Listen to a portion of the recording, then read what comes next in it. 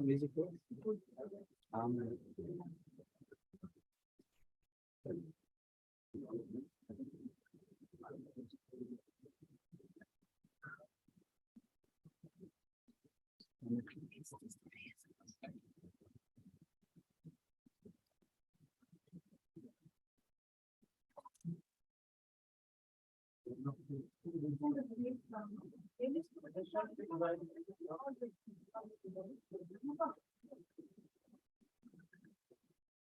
అయ్యో ఉగాండా పిలుస్తాను.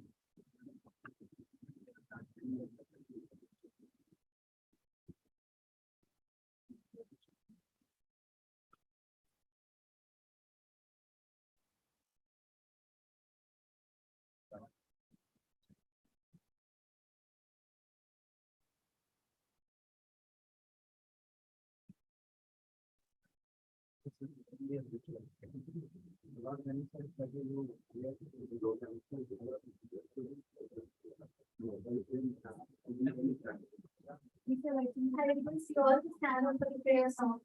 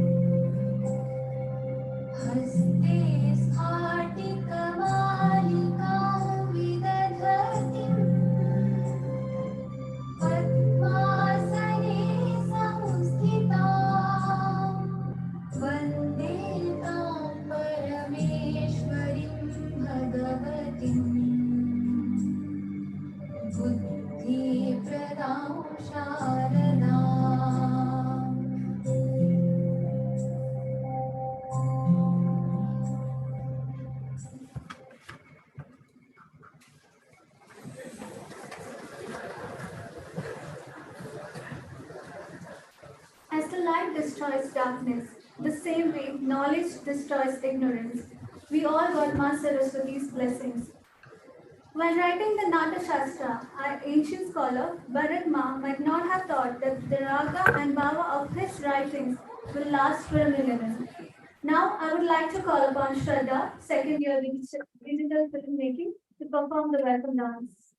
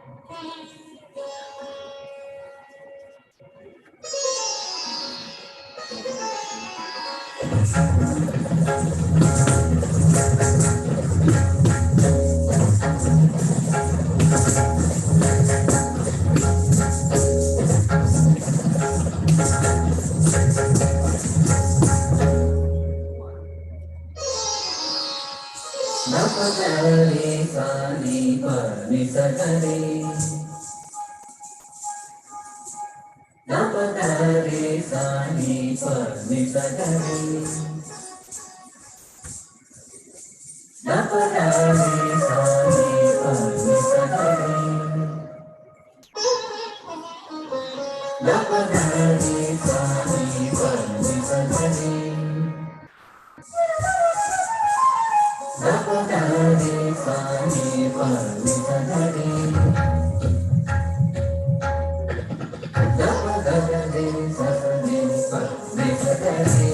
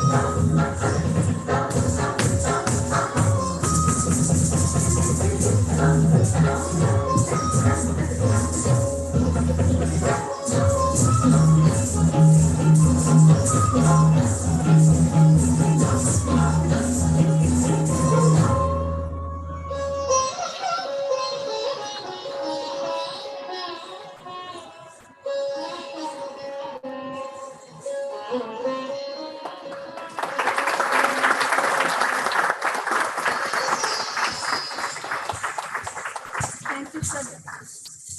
Thank you, Shraddha. It was such an amazing performance. Now I request the chief guest to come on stage.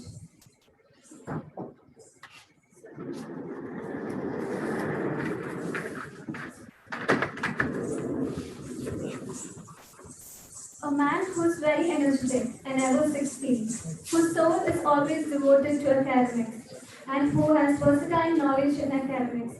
He is none other than our beloved Sridhar Murthy sir. So I request you to do the honors.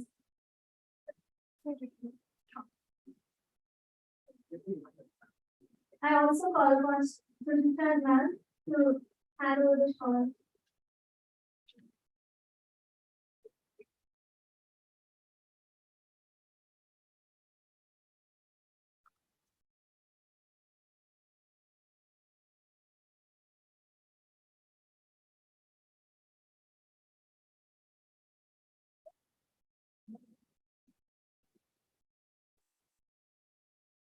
be honest.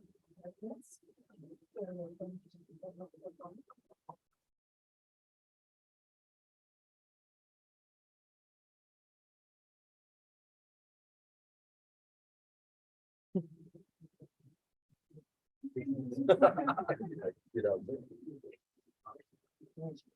The person who is very powerful and enthusiastic, who always thinks positively and is extremely active for our soul of CS&IT. The person who is none other than our beloved Dr. Sujita Nair. I request you to address the crowd.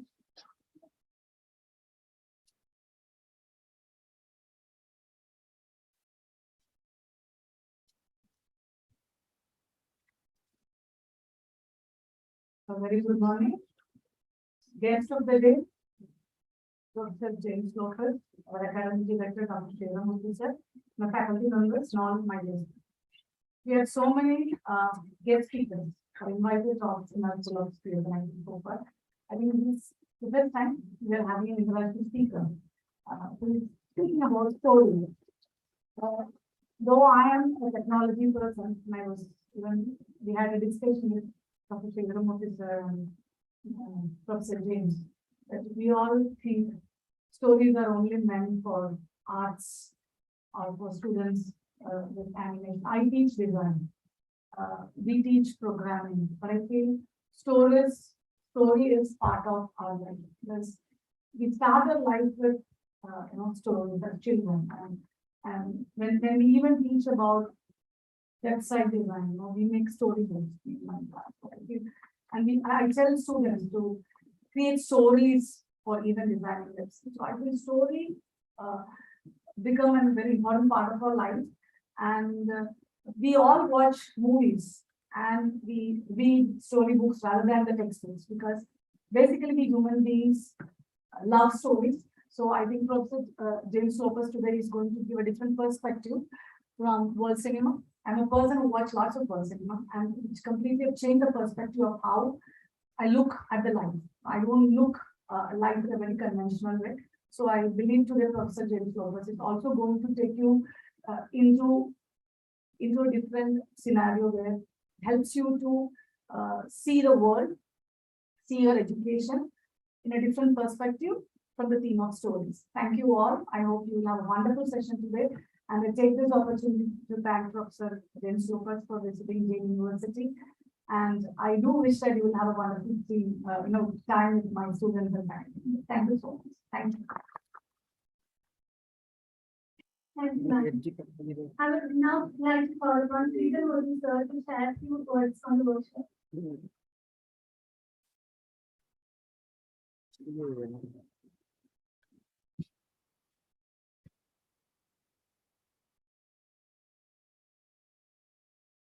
Our esteemed guest, Dr. James Lopez, and Dr. Sujita, respected members of the faculty and very dear students.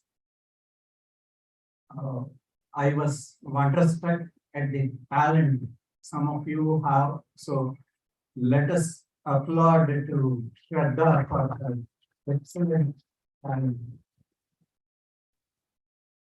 I'm sure that many of you have such talents to showcase, and you should fully explore. I think that today's session is going to expose you how wide is this world. Hearing to somebody like Professor Lopez, who had spent years in various types of adventures as a journalist, as a television personality, and also interviewing many eminent personalities. I think this experience will be wonderful. I'm sure that you will enjoy this particular event and learn from it. From time immemorial, stories have captivated the human mind. From very young age to the advanced ages, we have liking for stories. in different ways. It is really a matter of wonder. Today, in this very highly technological world, it is recognized the best way to communicate is narration, storytelling. So it is coming back in a big way in this digital age. So there is a lot of demand for our ability to communicate, and ability to communicate through narration and storytelling has become very important means, because the stories can influence. It conveys a lot of meaning to the people without being very invasive, in a very nice way. So we should all think, why is that stories, what is the reason stories captivate us? And why not, other highly scholarly works, how stories can captivate people? This is the question we always wonder.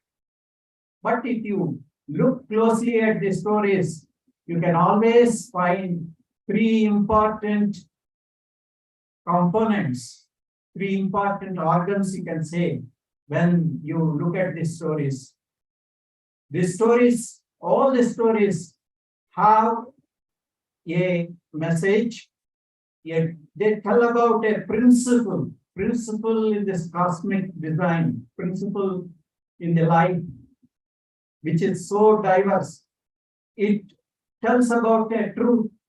So the first thing any story will tell is about a truth, which may be very complex, but in a very simple way, direct way, it will tell about the truth.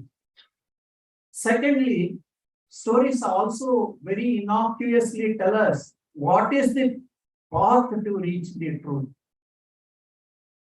So it is the second thing, through real life situation, real life events, life of people, and so many easy ways it tells how to reach those high ideals, high points of human life. The third part of story, the beauty of story, is it also tells us what is the fruit, what is the result of following a particular ideal, particular truth, particular principle, and how following the path to reach that. What will be the result? The fruit of any ideal is also represented in the stories. Other than this, what else is there in communication? You have a message, you have a path, and you also know, what is the implication of the path. I think that is why stories have become so popular with us. Even in this modern age, stories in a different form have come to manifest with a bigger force. And I think all of you should explore, use your creative strength to communicate through narrations and stories. I think that can help you a lot in your future activities and careers also. Thank you very much, and I hope that this event will be very interesting to you. And also at the same time, I should also richly compliment your faculty members who have always been striving to give the best. And I have always been asking Dr. Abhishek that being a animation and this department should produce more of MOOCs with using the creative power. That will become a practical demonstration of the capability of this department. So I'm keenly looking forward to such a development of MOOCs, not only for this department. You should also set an example for the entire university. With these words, I wish very well in your journey here in this university, and hope that it will be very exciting for you. Thank you. Thank you for the information and motivational speaker. He is the person who sounds so vibrant, the man who's energetic in his work. He is none other than our beloved Dr. Abhishek Kumar, the head of the Department of Animation and VR. I request you to welcome our speaker.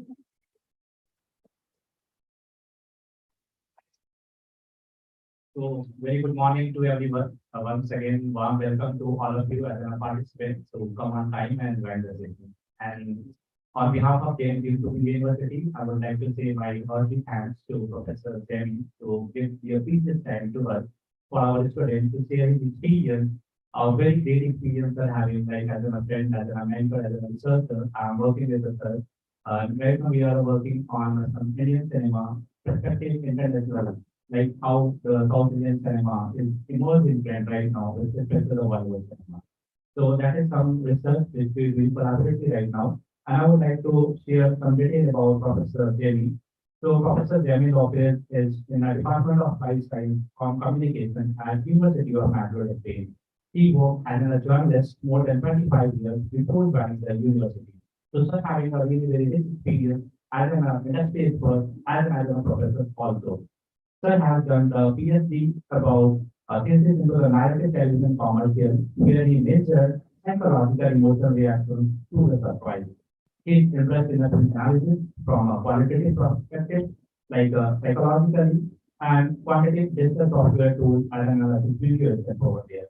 He has done the research on a color perspective and how written several research articles with respect to design, filmmaking, animation design, and right now, sir is working for the metaverse system over there. Warm welcome to sir on a line to share your experience with our students.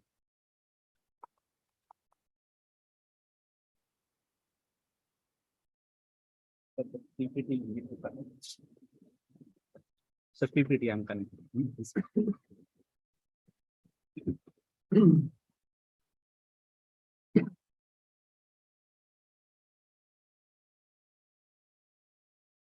So I think this presentation you want there or background only, sir? What Presentation you want here or is it possible? Yeah, why not, sir? Yes, I'll yes, just go to. yeah, Move the slides. yes. We can it's here only. So.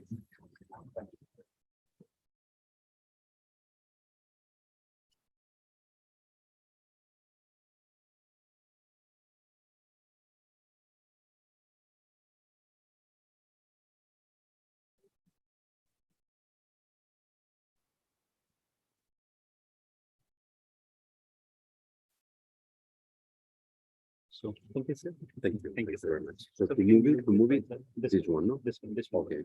Great. Forward. Thank you. Okay, so. Good morning to everyone.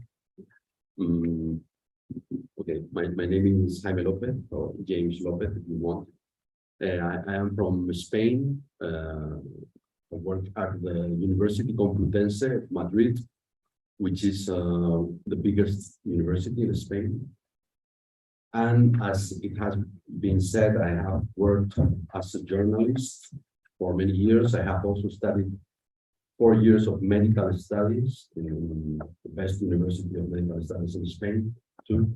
And in recent years, I have started to do research and work as a professor at the university professor. Okay. So, good morning. And first of all, I want to thank Jane University for inviting me to this event. Professor Sidara Murthy, Dr. Suchitra Nair, and Professor Abhishek Kumar, and the rest of the people. And I'm sorry, I cannot read this. So I want to speak today about the importance of the stories. I know that you are more technological students and this kind of people who kind of geeks but I think that stories are a little bit underrated, right? not only people think that they are just entertainment, something like that.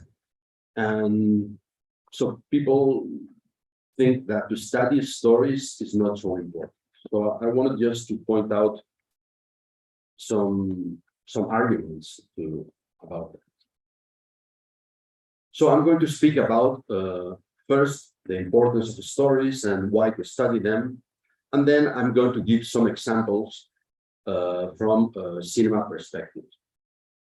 Stories, films are just one type of stories. There are oral stories, there are written stories, and many different types of stories, novels, fairy tales, fables, many.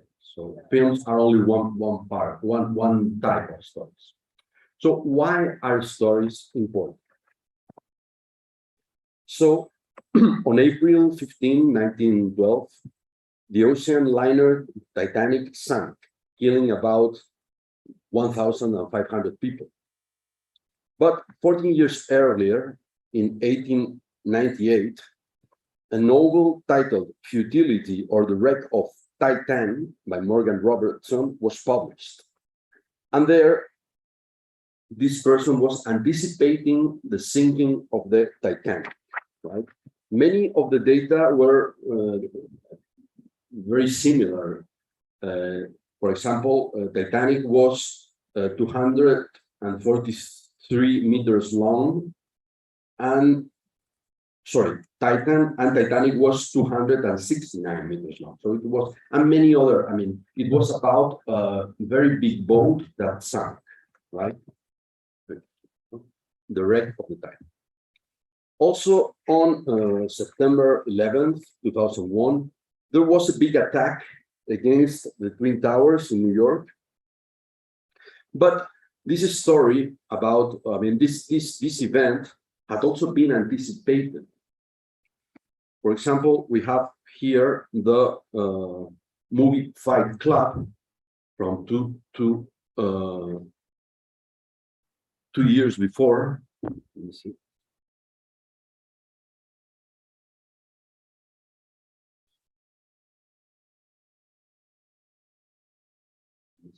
Again,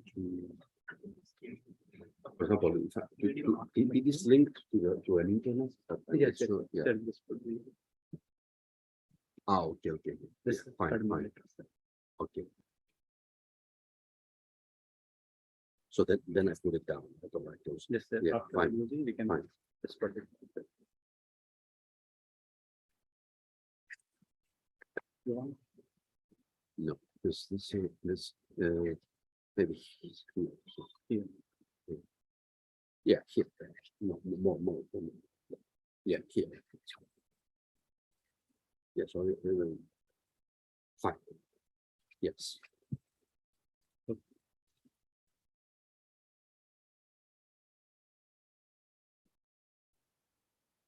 Okay, so this is maybe I don't know if you have seen this movie, but okay.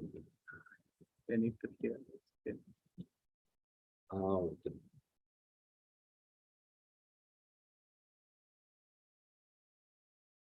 So then I can use it for other videos, or I do the operation. I think video you required, sir, then we need to separate here. Okay. Now we will come third monitor. Yeah.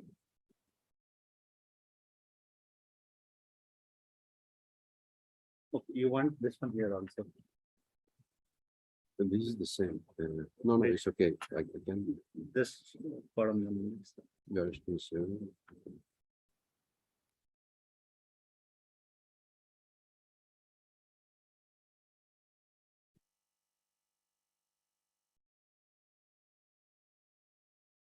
Well, if it's, I can do it without.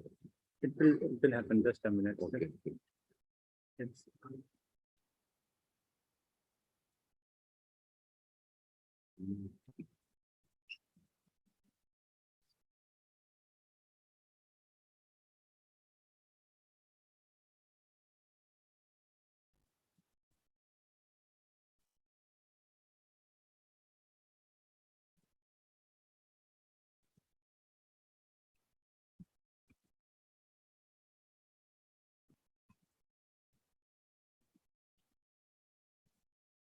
Well, they know what. In It's okay. person, they're doing that side. This is playing, sir. Oh, So you can go ahead with that demonstration, sir.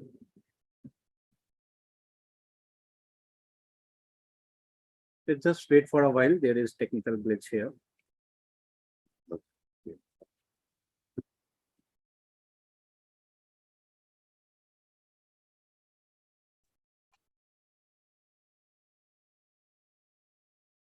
It's going. This how to get to the play. Okay. Right? So it's okay.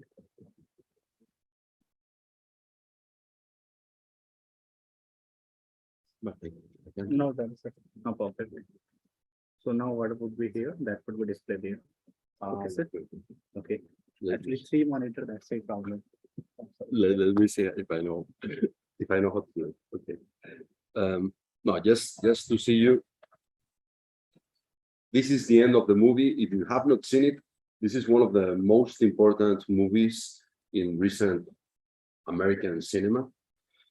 And in the end, we can see this.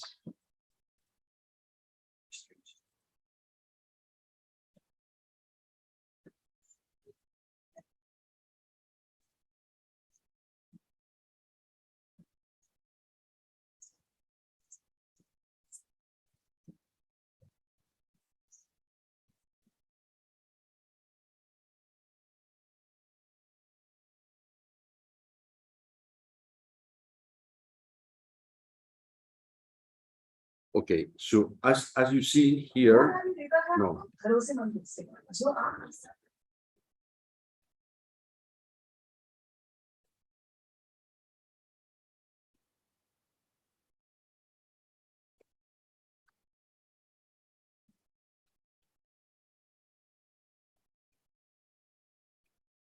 so as you see here in this scene, we see the falling of two twin towers, right?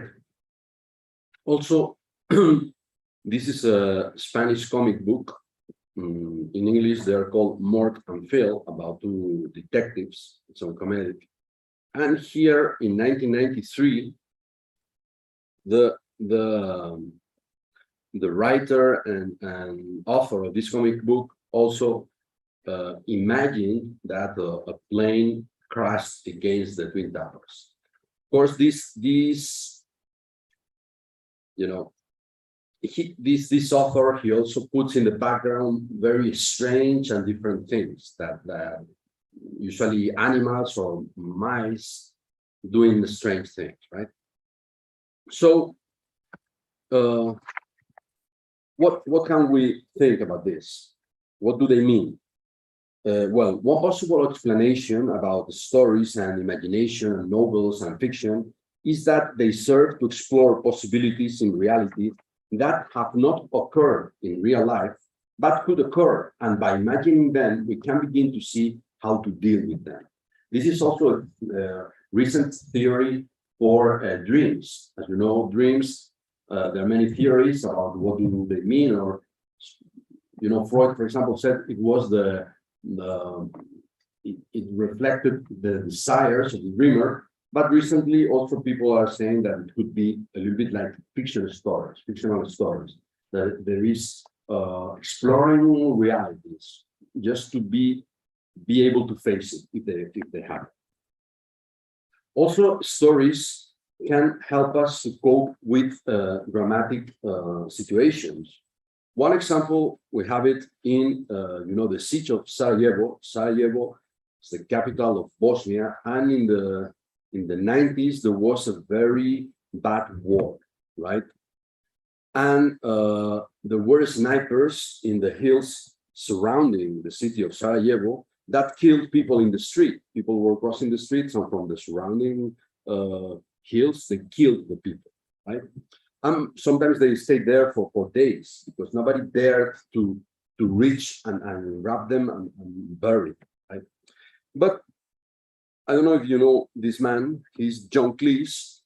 He's a comedian, a Britannic comedian who was part of a group called Monty Python, who did many movies like Life of Brian or a fish called Wanda. And See if I know how to do it. This is an interview this year about him telling when he realized that laughing was so important, and how people, he went to Sarajevo to participate in some kind of conference, and people told him that when they were in the middle of this war, they made underground some kind of movie theater, and they had only comedies in that movie theater. So he says that even if nothing changed, people were still going to be killed in the streets of Sarajevo, they felt better. So they could cope better with that. Let's see if I can.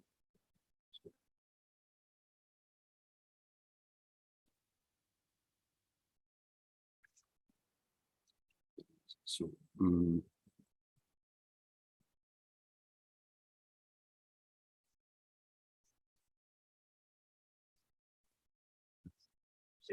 I should go where to Okay, this is not visible.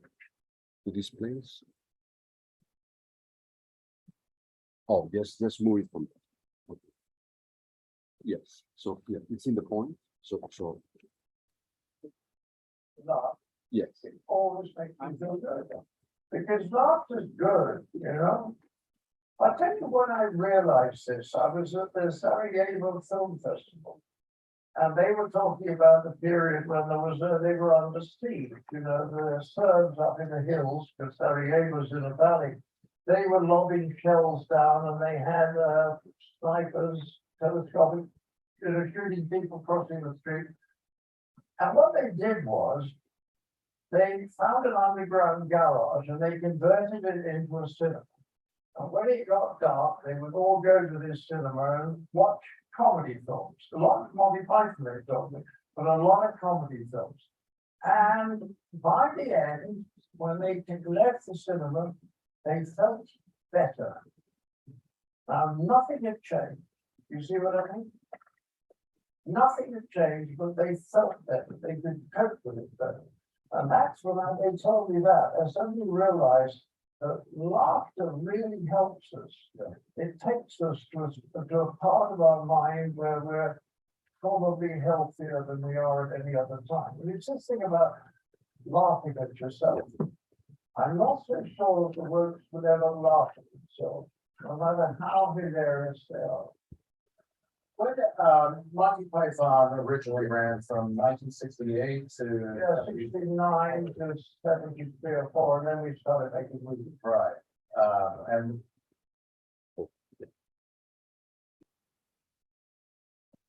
So this is another example of how useful stories can be in very dramatic times, right? for many things. So let's say scientists also say that human mind is a story processor. That means that we think of our lives in terms of stories. That means that we are the protagonist of our lives. There are some kind of conflicts. Some conflicts are more important for us to solve. And we try to reach the goal of solving that conflict. And that is the basic structure of a story, the minimal structure of a story. So the human mind is a story processor and not a logic processor.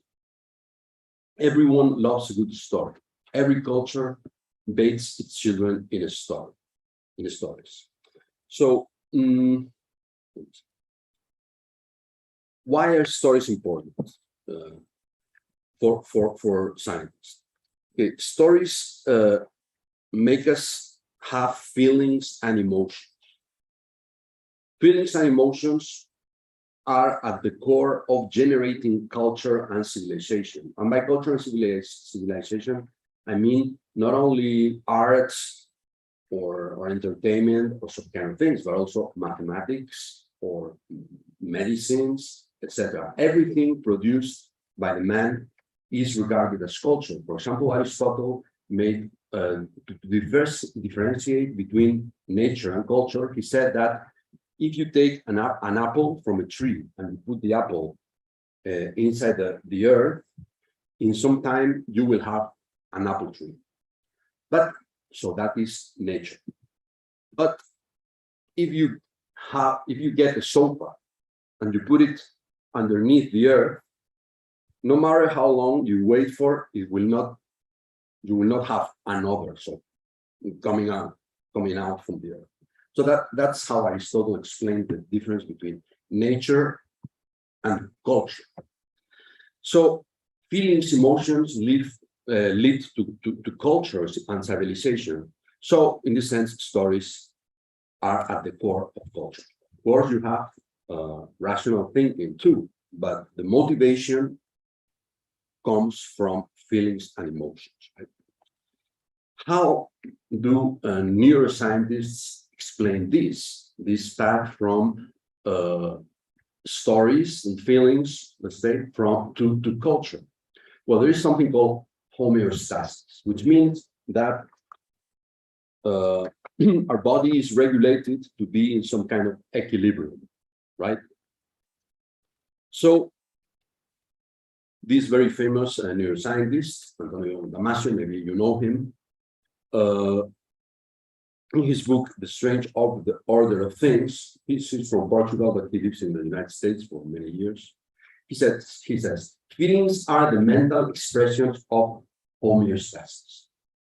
While homeostasis is the functional thread that links early life forms to the extraordinary partnership of bodies and nervous systems, that means that in bacteria, in very simple ways of life, there is homeostasis, right? But then we humans and animals have nervous systems and bodies, right? And homeostasis is something that all types of living share, right?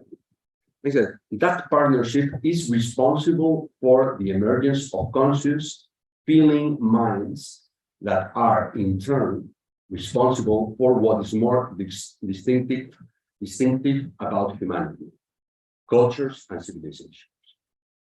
Okay, so we go from feelings, and we know that stories make us elicit feelings and emotions, to culture and civilizations. He also says homeostasis, well, the definition refers to the fundamental set of operations that ensures that life is regulated within a range that is not compatible with survival, but also conducive to flourishing. It's not only survival, it's that we have a better life, to a projection of life into the future of an organism or a species. Feelings are the mental expressions of homeostasis. Feelings and homeostasis relate to each other closely and consistently. Feelings are the subjective experience of the state of life that is of homeostasis. That means that feelings and emotions are the way that we'll see that our body tell us if the homeostasis is okay or is not okay, right? So deficient homeostasis is expressed by negative feelings. Negative feelings do not only come from our mind. You know, our stomach is very important. Our digestive system is very important. Actually, as it is in simpler ways of life, they don't have brain, but they have digestive system. Some people say that is the first nervous system of humans, the digestive system, right? But we have deficient homeostasis, negative feelings. We have positive feeling. It's an appropriate level of homeostasis. For example, with COVID, right? There was a pandemic, there was a virus, the virus was killing people. So that led to broke the homeostasis in many people, right? So some people had pain, others had fear, am I going to get this virus or not? That feelings and that emotions led to what? Led to motivation for finding vaccines or therapies or treatments for this. That is led to culture, right? So this is the way homeostasis operates with feelings, emotions, and as I said, we can make stories that lead to feelings, emotions, and lead to culture. So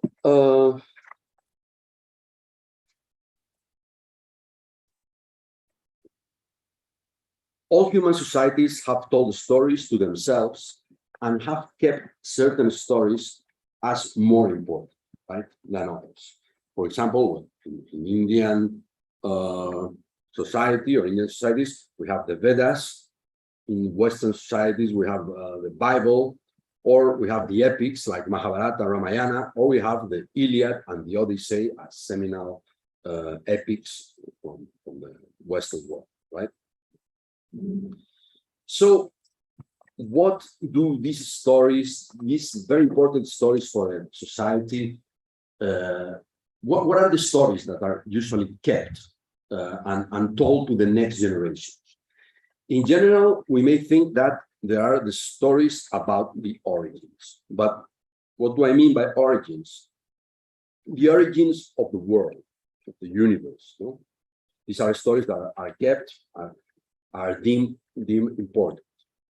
The stories about how a society was founded and its values. Different human societies have tried to feel better with different values. All human societies are trying to have a better life for individuals, and nothing is perfect. Some is good in that, some in that. But they keep these stories and they tell them the important values for the society. No, Bhagavad Gita was there. It is encapsulated important values or ways of looking at life in Indian culture or in some Indian cultures. But in Western, there are other types of stories or kind of values that sometimes they are similar, sometimes they're not. And also, it's very important the origin of the individuals that form that society, because of course, if they are not new individuals, they will not be society, right? So, for example, in fairy tales, for example, this type in Western fairy tales. You know, also movies and stories, many of them end with they happily got married and happily lived ever after. Sex is outside the story, right? It's off screen, we would say in movies, but it is implicit that this story ends with how new individuals can be created for that society. Okay. Of course, for example, stories also in presidential campaigns of this. For example, they said that Trump won, Hillary Clinton won the 2016 US presidential elections because of his storytelling. The candidate is the hero, the other candidate is the villain, and poses some kind of conflicts. And in the end, the day of the voting, there is a climax. The people are going to vote. Of course, you have the hero is good and powerful, the villain is bad and powerful, and then you have the victims, which are weak and good, the victims of the villain. And you have the minions, who are bad and weak. You have these four main types of characters. So, for example, in something as important and that can give people so much money, they look at the storytelling very closely and very deeply, right? In Spain, for example, we have, the story of the three magi. 12 days after Christmas Day, which is the night from 24th to 25th of December, that is the night from 5th to 6th of January, children in Spain receive gifts from the three magi, or three wise men from the east, right? They are called Melchor, Gaspar, and Baltasar. Here we have them, the three of them. And they knew that Jesus, the hero, let's say, of the Christian religion, was born in Bethlehem, and they went to his place where he was born to offer him gold, incense, and myrrh. Okay? So Spanish children, in all the cities of Spain, the three magi are somewhere, and children go to speak to them, and they write to them a letter saying what do they want as a present for that day. And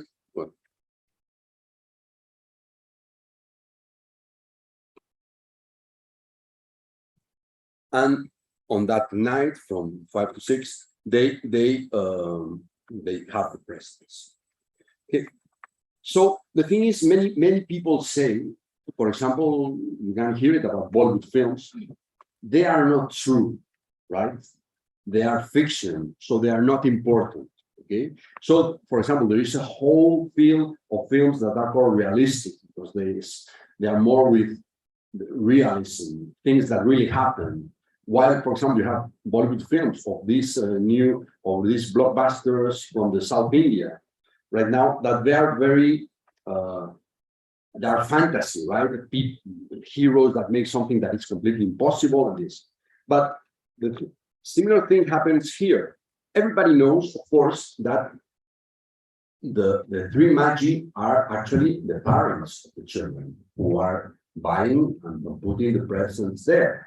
They know it's false, it's a lie, but nevertheless, everybody does it. Why, if it is not true, why they do it? Okay, the answer is that they know that for the children, it is true, and it's emotionally very powerful. Moreover, what this story does, I mean, people know unconsciously that is the emotional power of the story. But so I think that the argument that these fictional stories are not true in reality cannot happen in reality, like Bollywood films or South Indian blockbusters, is not really an argument, because at some point you are feeling it and your neurons are feeling it. So in that sense, something is true, is being true about them, the effect of that stories. In this case, of course, well, the children think that the magic exists. For example, every Spanish child, me, for example, when I was 5 years old or so, I tried to be alert during the night to know if I could see the magic entering the house or not, or any noise you thought it was them, right? Another thing is, this is a way to learn unconsciously that every human life is sacred. Why? Because it makes all children equivalent to a child who is considered God in Christian tradition. And in the same way that Jesus, as a child, was given gifts by the wise, by the Magi, all children are given presents, so they are equivalent to this God. So this means that every human life is sacred. Okay, so this story, even if people do not think about this, everybody knows that has a very emotional and symbolic power. Okay. So, well, this is the power of stories, and of course, many traditions and books have tried to write about how stories are, how to make people feel emotion with stories. In India, you have Natya Sastra by Bharat Muni, which is a book from, they don't know, between 200 before Christ or 200 after Christ. In Western tradition, you have the Poetics by Aristotle from the 5th century before Christ. And now you have narratology, and in the case of films, film narrative. Okay. So this is the importance of stories. So well, you can study stories, well, to learn how these emotions lead to culture. But I said, there are many types of stories: oral stories, written stories, audiovisual stories, religious stories, fairy tales, epics, etc. But there are many reasons to study stories, and usually are personal reasons. For example, you can study stories if you are a writer to see how good writers or writers that you admire have written something, the structure, the characters, etc., and to learn from them. The same thing you can do if you are a filmmaker or an animator or something, or you are in digital post-production or an editor. So, or for example, you want to understand economics, why marketing, why some genres are more successful than others. For example, why the superhero type of story is now very successful in India, why it's going to last or not, or what happens there, and many other reasons, right? My personal reason, okay, is mostly to look at the unconscious. How do you look at the unconscious mind? You look studying the brain with different methodological tools, and you can actually do these experiments to learn about the movies or to learn about the brain, right? And in the end, you learn also about behavior, human behavior, right? Studying films, how do people react to these kind of things? There is a very famous experiment by Yuri Hasson, 2008, where he studied with functional magnetic resonance imagining how different types of stories, scripts, to see if the brain of different viewers activated the same regions of the brain at the same time or not. And well, and he found he showed them a script from a movie by Alfred Hitchcock, another one by Sergio Leone, The Good, the Bad, and the Ugly, then a TV show, and then just a camera who went through a park in Washington, just going like this through the park. You know, so it was very regular, the file, the television. And he found that, as you see here, in the case of the film by Hitchcock,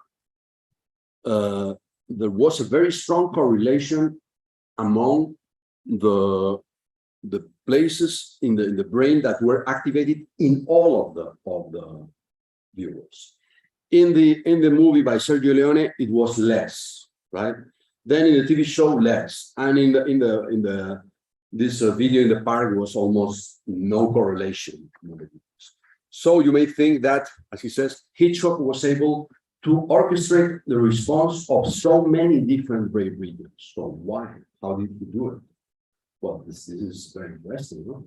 Imagine there are different speakers here or other days, and someone can, and you have some kind of a brain, some brain tool to study your brains, and we can see if you're activating the same places in the brain at the same time or not with different speakers. So why?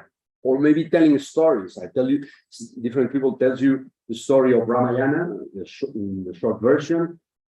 Who is the one who is making every one of us activate the same regions of your brain at the same time? And why? Is this good? Is this bad? Well, you may discuss it, but it's interesting place to go to study. So, for example, my doctoral thesis was about surprise. I made people watch different types of surprise stories with different types of surprise, and I measured their heart rate, their skin conductance, etc., to see how they reacted to different types of surprises. Which was the higher? Where was the higher intensity, the highest intensity? What was the structure of that story? How they made the surprise appear, and this kind of things. But for me, even if it's difficult to study there, but I think it's interesting is, well, here you say, just this journalist, he said, by understanding stories, we can more easily create stories that are gripping, profound, emotional, and original. So that can be another, it can be a motivation study stories, okay? But for me, it's very interesting what this man, Siegfried Krakauer, did in 1947. He was a film critic and also a researcher, right? He was in Germany, he was German, and he fled from Germany in 1933 when Hitler got to power. He went first to France, then to the United States. And in the United States, in the University of Indiana, he wrote this book, From Caligari to Hitler. Caligari is the name, Dr. Caligari is the name of a movie, a German movie of 1921. And it's about a murderer in a fictitious town, right? It's an expressionist movie. So this is from Caligari. This is Dr. Mabuse, which was some kind of doctor that was able to look at the lives of everyone. So he related Dr. Mabuse to Hitler, who also used films as propaganda with Goebbels, who is here, right? So what did Siegfried Krakauer intended? He said that the films of a nation reflect its mentality. So think about Bollywood films, South Indian films, your state film, whatever. They reflect its mentality. Of course, it's not 100%, but let's say he says that. In a more direct way than other artistic media, like novels, advertising, painting, music, etc. For two reasons, he says, films are never the product of an individual. People who make it are an editor, screenwriter, casting director, art director, etc. And this is important. Films address themselves and appeal to the anonymous multitude. Popular films, or to be more precise, popular screen motives, you may ask yourself, what is a motive? A motive is anything that is repeated in a movie or in different movies. For example, it can be type of character, it can be music or part of a melody, it can be a color, it can be a framing, it can be a shot angle, it can be anything that if it's repeated in a movie or in different movies, it is a motive, right? So he said, popular screen motives can therefore be supposed to satisfy existing mass desires. So we may think at films, stories, also at any kind of stories, but in the case of films, as the expression of the dreams and the desires of a certain society. So what films reflect are not so much explicit. I mean, maybe it's not exactly written, but something very explicit, but psychological dispositions, those deep layers of collective mentality, which extend more or less below the dimension of consciousness. And he says, behind the overdose history of economic shift, social exigencies, and political machinations runs a secret history involving the inner dispositions of the German people or any society, Indian people, Spanish people. So what he tried was, what he was trying to answer, would have been possible to identify in the German people the symptoms of mass psychopathology that led to Hitler and the Holocaust by studying the films, the popular film motives in those movies? You see, it's a very difficult question to answer, and also a very difficult question to see how to try to answer. So as I said, this is very, very difficult, but I think it's worth trying. So how does Krakauer try to answer the question? He says, the important thing is not the statistically measurable popularity, but the motives, what is repeated in many different films. Because persistent reiteration of these motives marks them as outward projection of inner urges, that is, desires, dreams, etc. And they can be seen as symptoms of a possible psychopathology or of being a very healthy society. No? And it doesn't matter if there are popular films, unpopular, grade B, super productions, but if the motives are there, it is important to look at them. One example, he identifies in several films the motive of the outsider and the fear for the outsider. And in German societies, in those films, the outsider was depicted as a danger, right? So he related that to anti-Semitism, like the outsiders in the Germans. Of course, what do we consider unconscious mind? Not to study in the films. You see that Freud's model of the unconscious as the primary guiding influence over daily life, even today, is more specific and detailed than any to be found in contemporary cognitive or social psychology. Of course, Freud's theories of the unconscious have been challenged. Why? Because they are based on patients of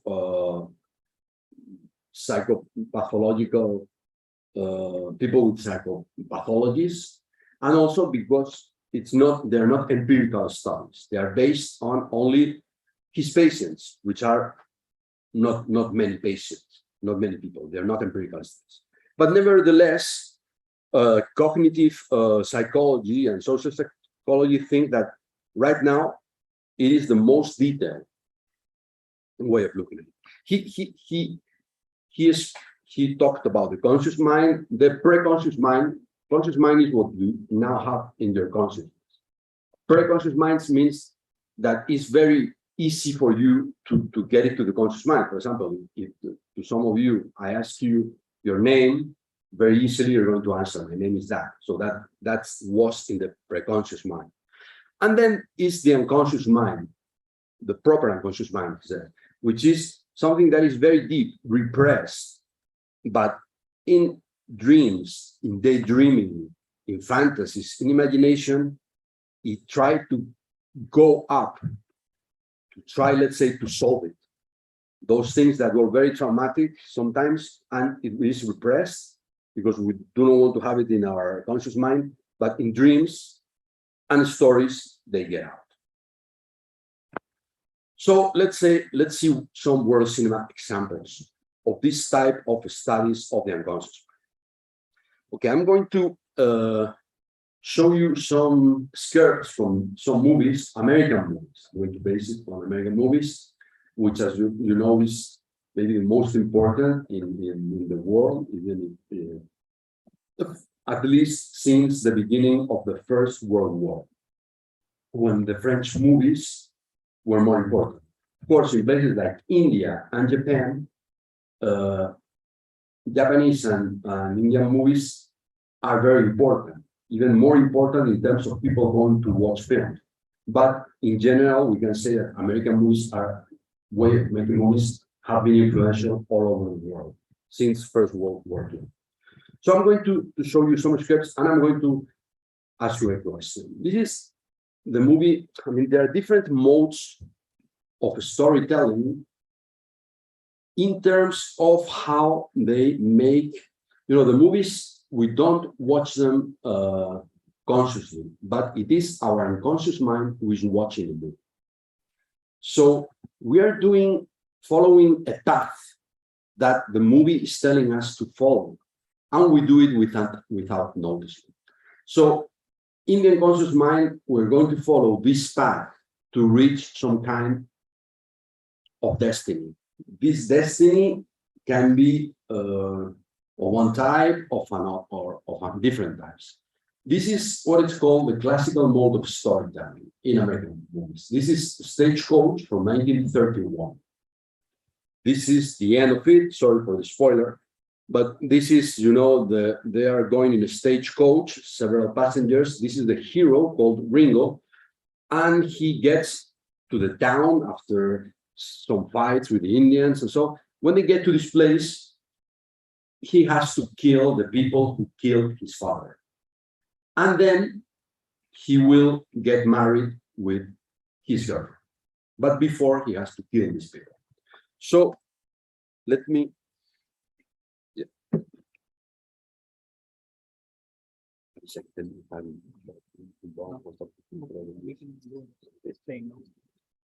Explain. Okay. So wait.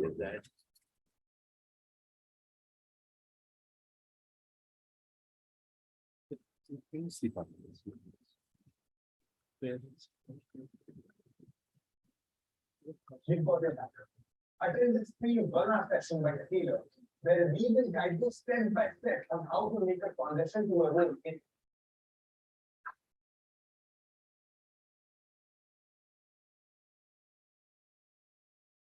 Yes. Yes.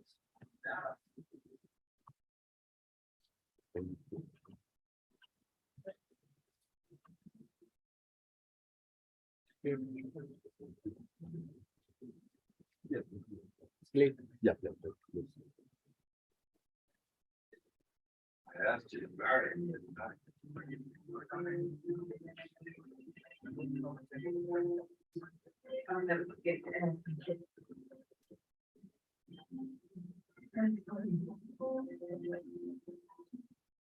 What do you do?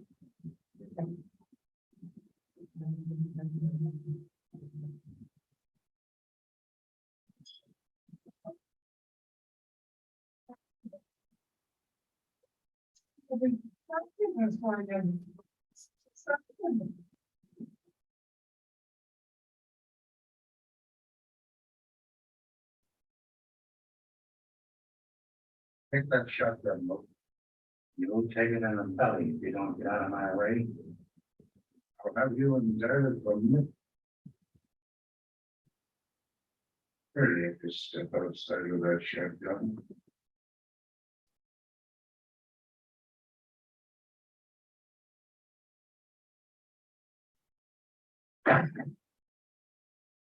We attend to you later.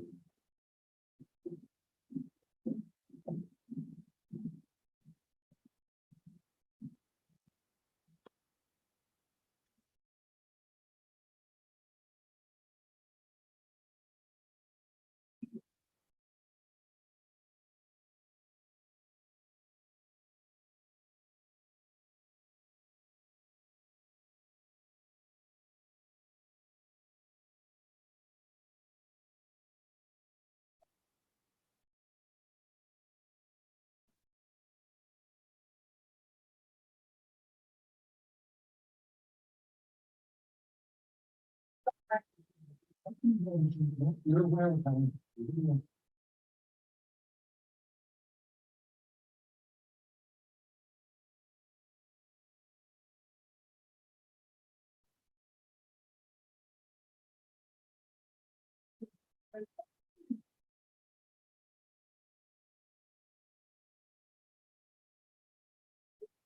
Playing this one, we can demonstrate about this period. While playing this one, we can little commonly extend the talk about that. After playing this video, Yes. you can talk about the video. What do you do? What you playing right now. Yes. This is I'm going to ask them a question. the question. Yes. Mic is muted.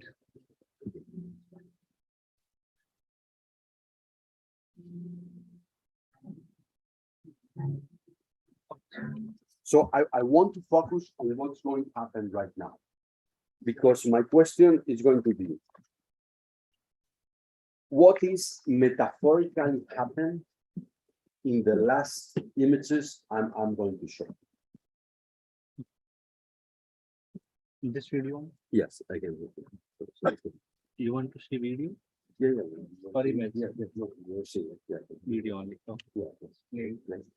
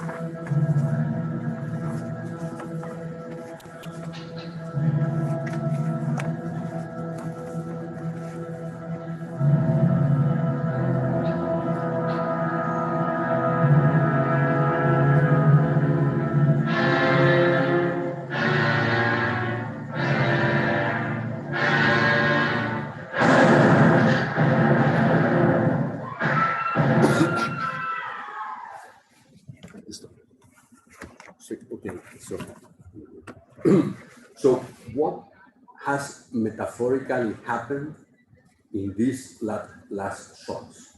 What would you say?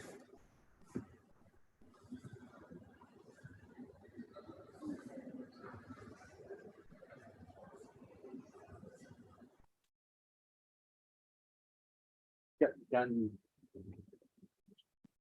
what do you think? Anyone want to give the answer?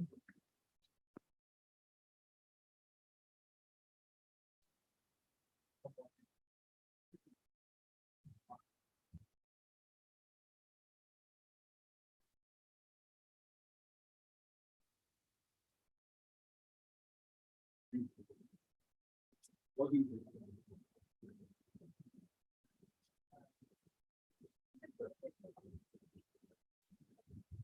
In the last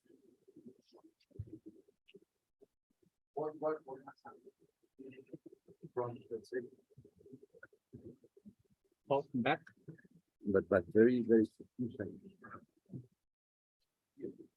Yeah, from there. Play the game.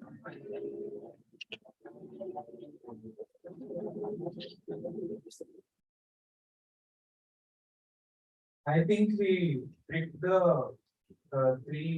his three opponents into thinking that he is going to fight in the normal way, and he used an unconventional method to handle them.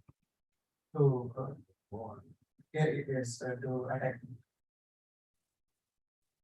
Was things that went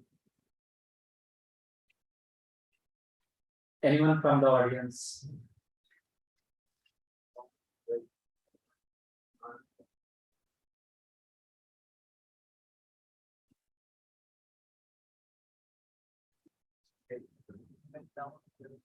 what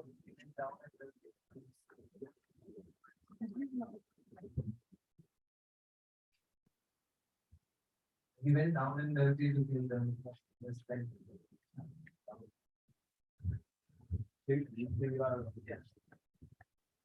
Sir, it was an action of survival that he, just lie down on the floor, and maybe if the opposite person attacks him, he would have escaped. So it was an action of survival.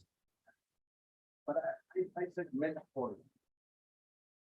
course, what we keep on watching and kill them. We will kill them. But metaphorically looks what I mean, this is maybe the most important filmmaker in the history of American cinema. John Ford, right? Spielberg, Martin Scorsese, everyone look. This is maybe the most important filmmaker in the history of American cinema. Martin Scorsese, Spielberg, everyone is the best, right? So what does he do here metaphorically? Yeah, I don't want to be very explicit, but as you remember, in many stories, in this mode of storytelling, the classical mode of storytelling, in American cinema, not in European cinema, not in reality cinema, but probably in Bollywood cinema, the same as in Hollywood, people, audiences, and filmmakers, and society, because it's the dreams, the desires, are fascinated by love, marriages, and having children. It's a film from the 30s, the 40s, and you have to remember that it was the American society that saved Europe from Nazi Germany. So it was that society we don't live. Okay. So what happens here? As I said, I'm not going to be very explicit, but you see a male with a long weapon. Okay. He shoots.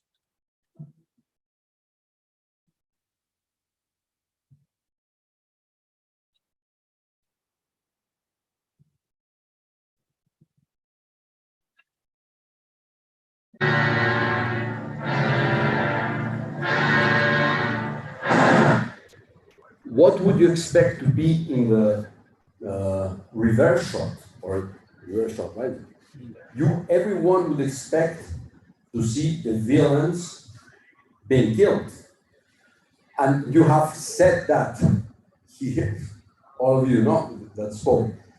He's killing this guy. But no.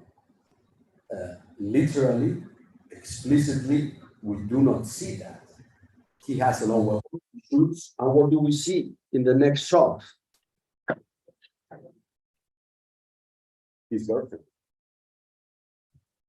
So, of course, maybe the filmmaker is not making this consciously, but in that society at that time, this is what the unconscious is going to. As I said, at that time, societies were, as we see in films, were fascinated by love, marriage, having children. This is the most important. So, for example, in this same film,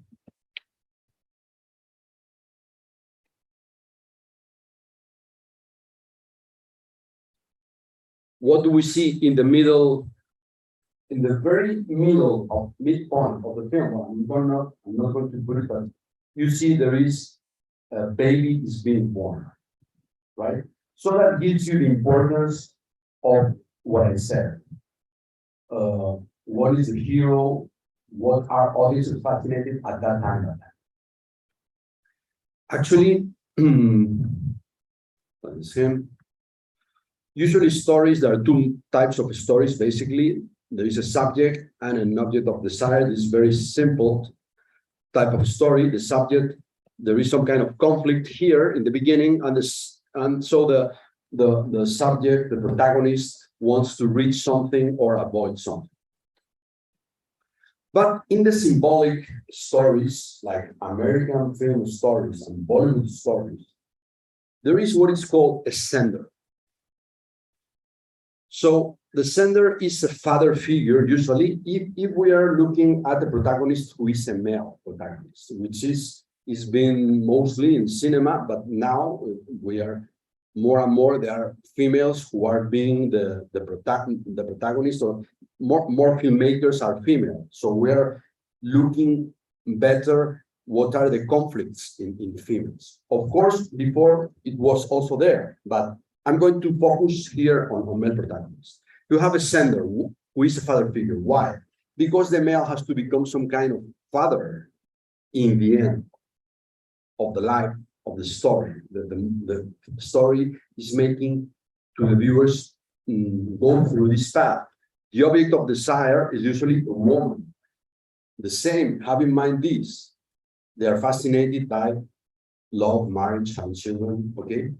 But the sender, this father figure, gives the subject, the protagonist, a task. He has to perform a certain task, to kill some villains, any of them, right? If he fulfills the task, and it will be this sender who will say if the task has been completed, then the protagonist will become a hero.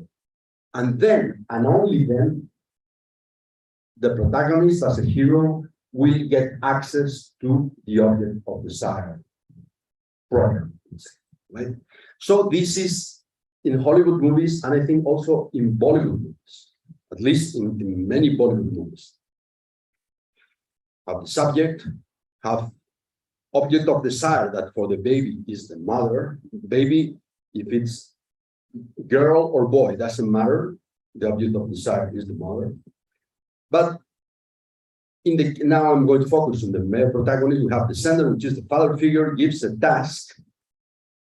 One of the tasks is to renounce to this object of desire and wait a little bit. Let's say the father figure is saying, this object of desire is mine. You have to wait. So there appears the villain. The villain is the representation of the bad feelings that the baby or the child in 2-3 years has against his father, because he's his rival, his mother, okay? So he has to achieve the task, symbolically kill him in a story, in a movie, then he become a hero and get access to the object of desire. Okay?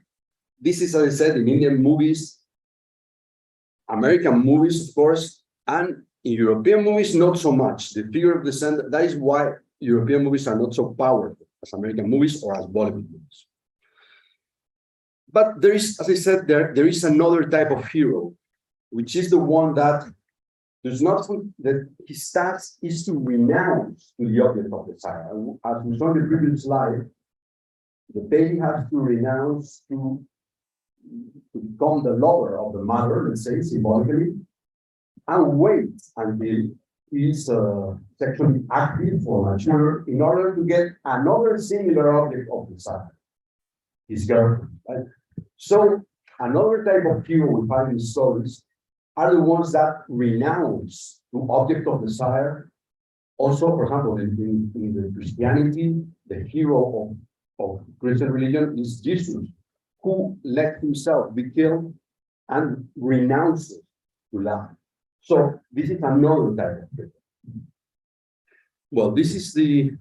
This is too long or not? Just okay. This is Casablanca. If you have not seen it, just see it. It's from 1942, when the Second World War was very active.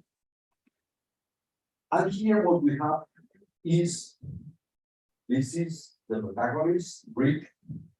He had a lover some years ago when the war started, just before the war started. Her name was Ilse. Then the German Nazis take Paris, and Ilse thinks that he has been killed.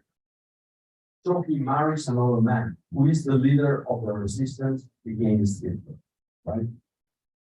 So they arrived in Casablanca, in Morocco, in northern Africa, and they met again.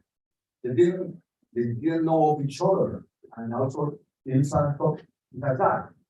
So it's Casablanca is taken by the Nazis. And Ilse asks Rick to get them a pass, some kind of passport, something similar, to get out from Casablanca, go back to Europe in order to keep on fighting. Okay? But so he arranges everything for a plane. This is the husband of Ilse. This is the protagonist. So when they're going to the airport, the night before going to the airport, they again become lovers. Ilse and the protagonist, his name is Rick. So actually then Ilse does not want to fly with his husband back to Europe. He's in love again with them, right?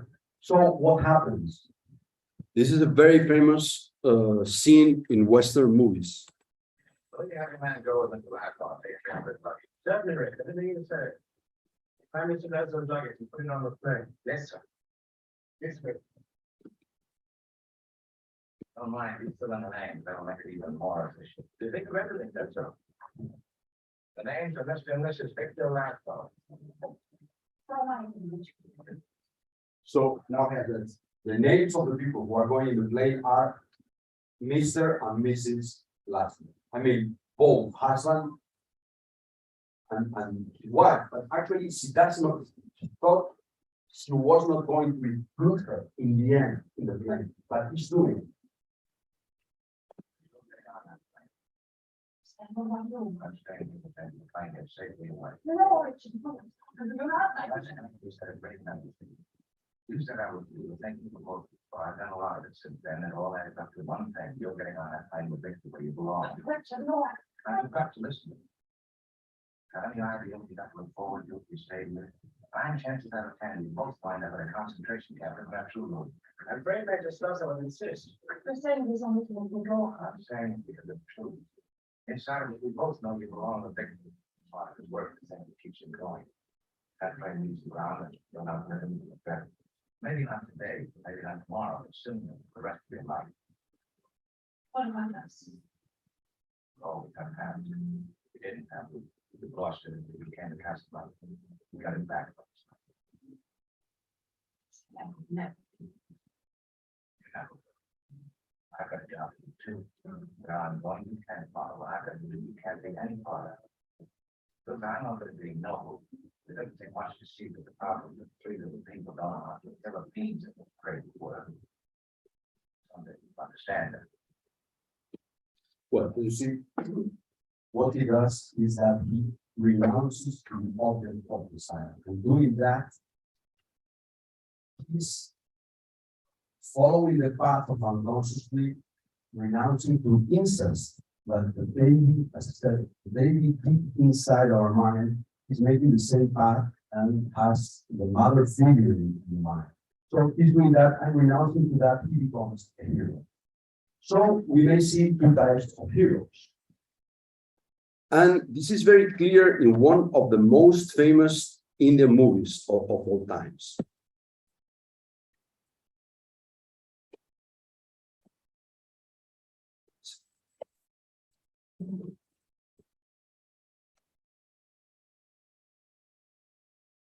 Who is Sholay? I'm saying it right. Yes, yes. Sholay or something. Sorry for my Hindi. Just no. So in Sholay, you have that the subject is split into two characters, Viru and Jay. They're actually like this two sides of the same coin, right? They always flip a coin to take decisions. There is a sender. Who is the sender? Is Thakur. He represents the law. The law, father figure are related, because they are the ones who forbid the access of the baby to the mother. So he says, I want Gabar. Okay, you will have to. Okay, this is the task. They accept. And there is the object of desire. So Jay dies voluntarily. He flips a coin that has the heads in both sides. So he makes the sacrifice. He is this type of hero. So he does not reach his object of desire, who in this case, we may think it represents the mother figure, right? While Viru fulfills the task to give Gabar alive to Thakur. So after he becomes a hero too, and well, here is Basanti. He gets access to his object of desire. Of course, the movie is very interesting because it is more complex. Actually, you see that then Gabar is given alive to Thakur, and Thakur, he's not a police, and he's what in the unconscious mind would be he's castrated, he's mutilated, he does not have arms. So he's going to kill him to kill Gabar, but actually the real law figure, the policeman, the real policeman, he's an ex-policeman, is take care of Gabar to put him in prison. Okay. No. So you see this very interesting movie because it shows the two types of heroes. And this is not very common in the same movie to have the two types of heroes. Okay, for example, as I said, in Casablanca, what we have is the J type hero, let's say, right? And then, well, I think it's been too long. I'm just going to show you how American cinema has evolved. We said that in the 30s and 40s, American cinema and American audiences and the dreams of that society was love, marriage, children. Okay, let's say generally speaking, of course, justice also. And justice was very clear. It was very clear what was right and what was wrong in those movies at that time. But gradually, American cinema, in European cinema, this in the 20s has attempted to do very different types of movies that did not follow this. There was no sender, they were not very emotional, powerful. It was a little bit different. In the American cinema, it was very important. But gradually, it has become different. What do we see in the best movies of American cinema right now? This is a very good example. The Silence of the Lambs, right? I'm not sure if you have seen it. It's a thriller horror movie. And what it shows is that now American audiences or the big part of American audiences and a big part of European audiences are fascinated not by love, marriage, children, justice, law, but by psychopaths, madness, and you don't know what is right, what is wrong, everything is relative. So I'm going to show you, and I'm going to make you this question. What are they explicitly cutting and eating the characters in the last part of this image? This is The Silence of the Lambs. It's, again, it's spoiler. This inspector, Clarice Starling, has killed, actually, a serial killer, and he gets a medal in an FBI annual event. So they are there. Let's.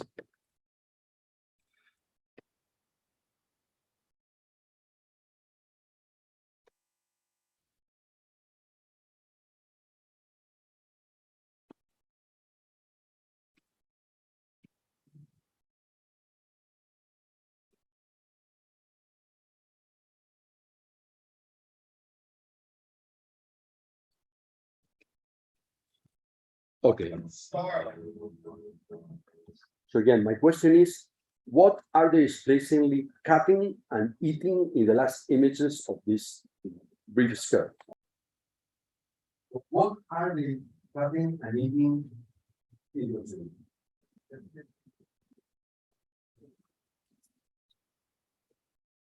Justice.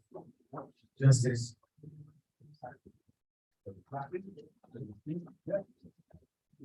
You say it, right? So this is the change this is another one of the best movies in the last 30 years in American films. Here also you have, instead of having a baby being born in the middle of the movie,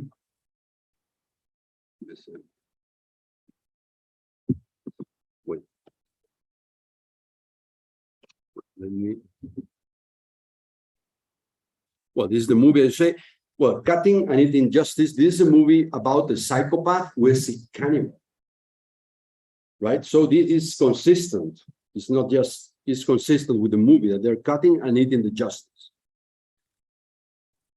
And say here,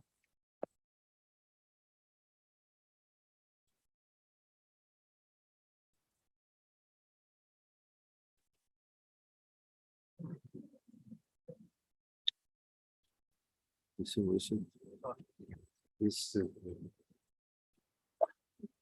is here.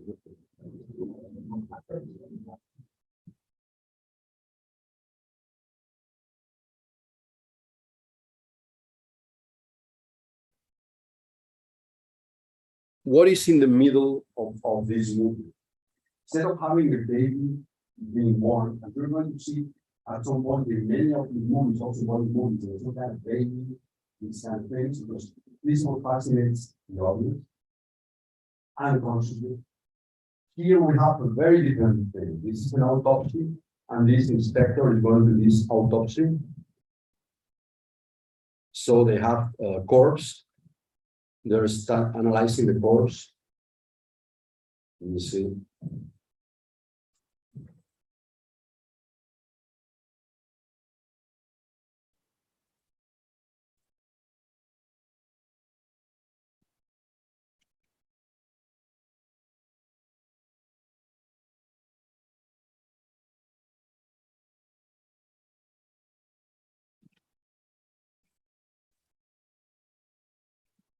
Think of this as something being taken from the body of a woman, the same way babies are being taken get out from the body of a woman.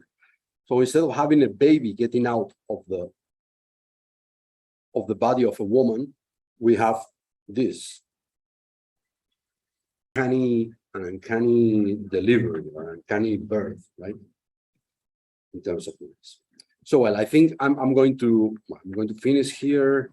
I'm just going to just because I prefer that you ask questions, I'm just going, there is this movie called Lal Singh Chada, and let's see one of the songs called Kahani. Just a little bit, so. With a 57.2% yearly market growth, insane, not seen before, AI and ML is in every industry, top businesses and cross functions, from product development to digital marketing.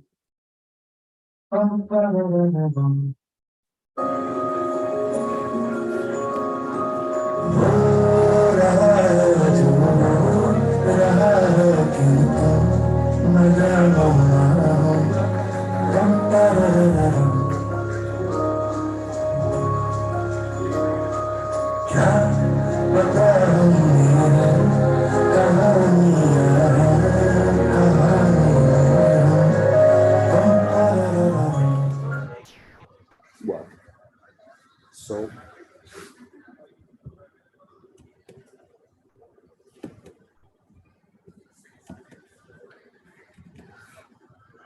Well, these are some recommendations. Siegfried Krakauer, Antonio Damasio, movies, etc. Of course, the Indian movies, I hope you've seen. So this is it. I just want to thank you for your attention. And any questions you have or you may have, also you can come to me there for any questions or suggestions or anything.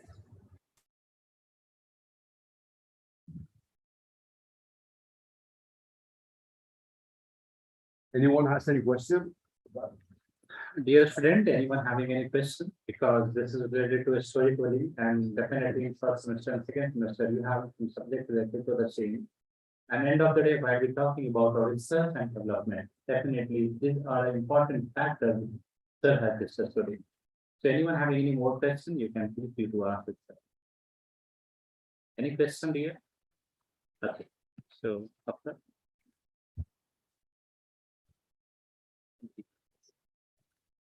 Thank you, sir.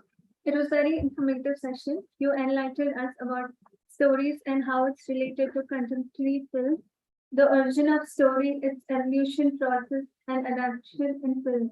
The concept of storytelling, the science behind the narrative style, and its connection with neuro-linguistic process and people's emotion will definitely be something that we take away. Once again, thank you for your presence, sir. We are looking forward to collaborate with you in future as well. Thank you, sir. Now, I would like to call upon any student to share your feedback about the session.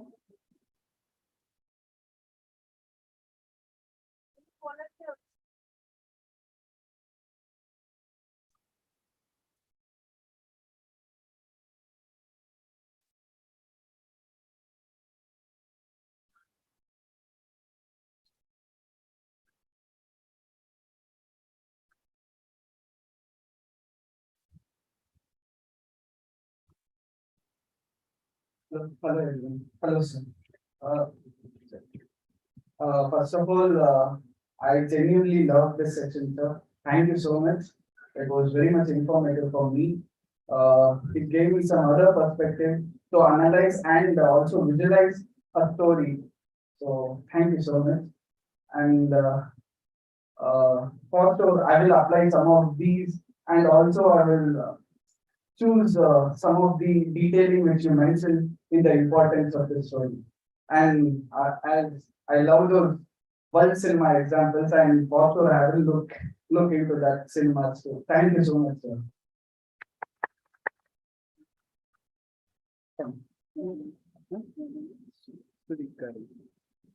Thank you, Sudeep. Now I'd like to call upon Hazel to deliver the vote of thanks.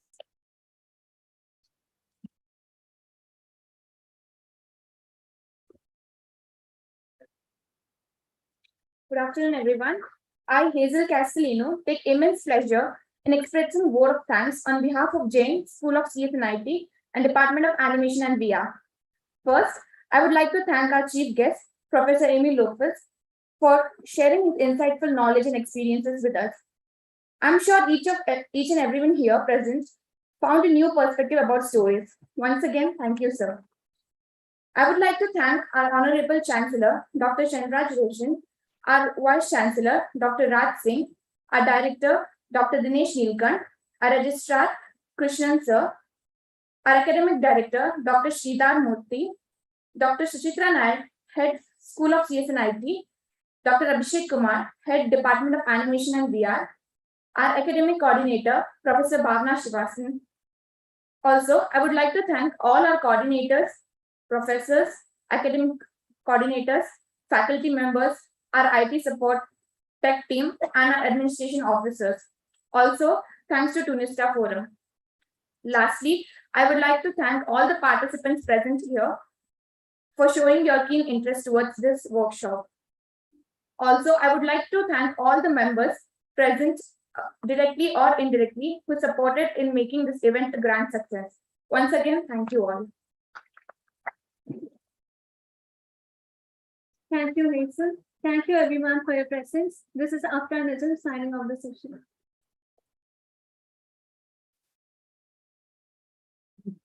One announcement for everyone here. We having one Tunista brand event on 3rd floor. So we expecting all of you to join that event and support your seniors and super seniors over there.